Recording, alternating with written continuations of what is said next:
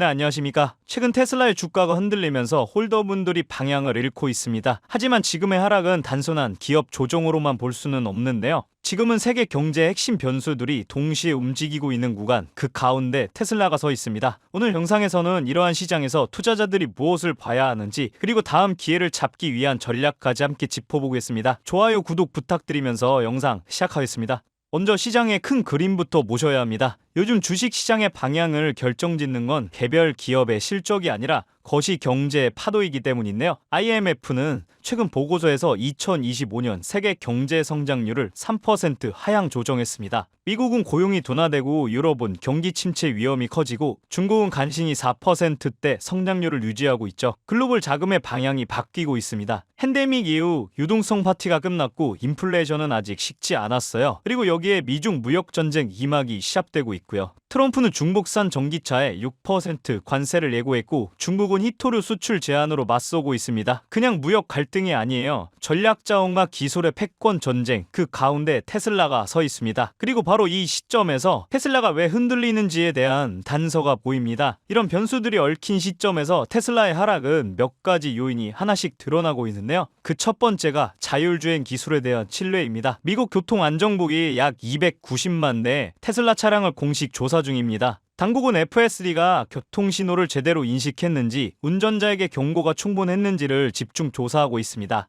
테슬라는 공식 입장은 내지 않았지만 동시에 FSD 버전 14.1 업데이트를 배포했어요. 테슬라의 핵심 기술인 자율주행에 신뢰 리스크가 걸린 사건입니다. 그리고 이런 기술적인 리스크가 해결되기 전에 수익 구조 또한 흔들리기 시작했는데요. 최근 테슬라는 미국과 유럽에서 저가형 모델 3와 모델 Y 스탠다드 버전을 내놨습니다. 표면적으로는 더 많은 사람에게 접근하기 위해서라고 말하지만 시장 반응은 냉담했는데요. 성장률보다 마진 하락이 더 크게 반영된 겁니다. 단기적으로는 판매량을 늘릴 수 있겠지만 장기적으로는 수익성이 악화될 수 있다는 우려를 남긴 것이죠. 그리고 이런 내부적인 부담이 글로벌 변수들까지 동시에 덮치고 있습니다. 금리가 안 떨어지고 트럼프는 중국과 다시 싸우고 기술주 ETF에서는 돈이 빠져나가고 있습니다. 테슬라 같은 미래 기대형 종목은 이 세 가지 악재가 겹치면 가장 먼저 흔들리는 종목이죠. 이 고금리는 미래 가치를 할인시키고 무역 갈등은 공급망을 불안하게 만들기 때문이에요. 하지만 여러분, 지금 테슬라가 겪고 있는 조정은 성장 기업이 한 단계 더 도약하기 위한 필수 과정입니다. 모든 혁신 기업이 그렇듯 테슬라도 과도한 기대에서 실제 실적 기반 성장으로 자리를 옮겨가고 있습니다. 진짜 수익 구조로 진입하기 위한 과정이에요. 예를 들어 테슬라는 여전히 전 세계에서 가장 효율적인 전기차 생산 라인을 갖추고 있습니다. 공장당 차량 생산 단가는 기존 내연기관 대비 40% 이상 낮고 배터리 셀 재활용 효율은 95%를 넘겼죠. 또 AI 칩, 로보틱스, 에너지에서 이미 새로운 매출원이 형성되고 있습니다. 일례로 미국 ESS 시장은 앞으로 2032년까지 연평균 12에서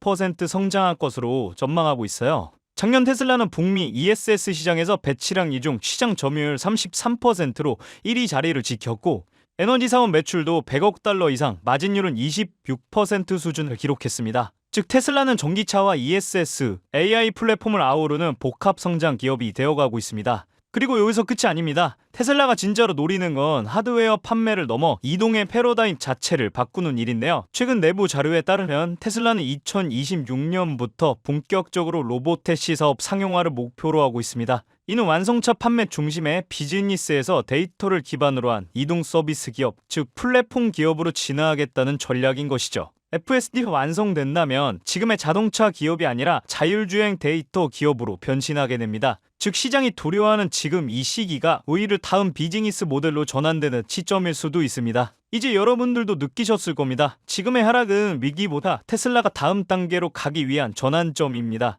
시장은 언제나 두려움 속에서 기회를 만들어요. 지금 투자자들이 불안해할 때 진짜 자금은 조용히 새로운 성장축으로 이동하고 있습니다. 주가의 조정은 일시적일 수 있습니다. 하지만 산업의 방향과 기술의 흐름은 여전히 테슬라를 중심으로 움직이고 있습니다.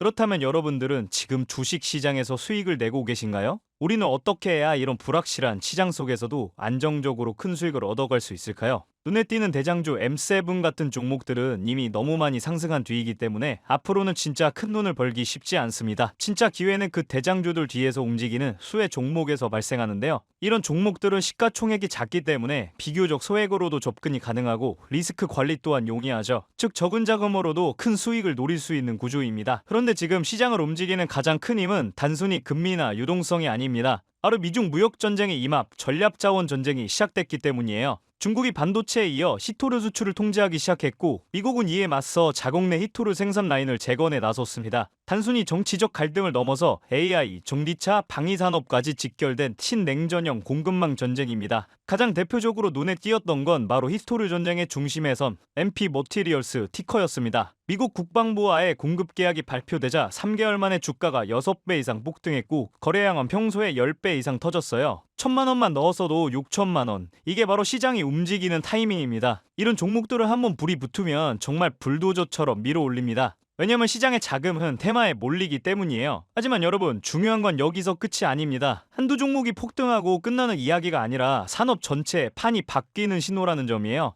히토르 전쟁의 불길은 이제 리튬, 니켈, 코발트 같은 2차 전지 원자재까지 번지고 있습니다. 이미 티커와 LAC 같은 대장은 너무 멀리 가버렸지만 그 뒤를 따르는 진짜 수혜주들은 아직 초입에 있습니다. 히토르 자석을 제조하는 기업이나 리튬 정제를 담당하는 2차 밸류체인 혹은 이 자원을 기반으로 한 방산 전기차 부품 기업들이요. 이런 기업들은 아직 시총이 작고 조금만 자금이 들어와도 급등 파동이 나올 수 있습니다. 테슬라나 엔비디아 같은 재무가 탄탄한 기업에 중심을 잡고 이러한 기업들의 분산 투자하셔야 보다 더 큰 수익을 얻어가는 겁니다. 지금 시장은 분명히 움직이고 있습니다. 하지만 대부분의 개인 투자자들은 이 거대한 판이 어디로 흘러가는지조차 모른 채 뒤늦게 따라붙고 있어요. 진짜 돈은 먼저 움직이는 사람의 몫입니다. 그래서 제가 이번에 직접 현재 이 전략 자원 전쟁 속에서 가장 강하게 수급이 몰리게 될 핵심 수혜 섹터와 종목 리스트를 정리해뒀습니다. 실제로 기관 자금이 들어오는 타이밍과 정부 정책 방향, 글로벌 공급망 재편 흐름까지 데이터 기반으로 정리된 PDF 자료예요.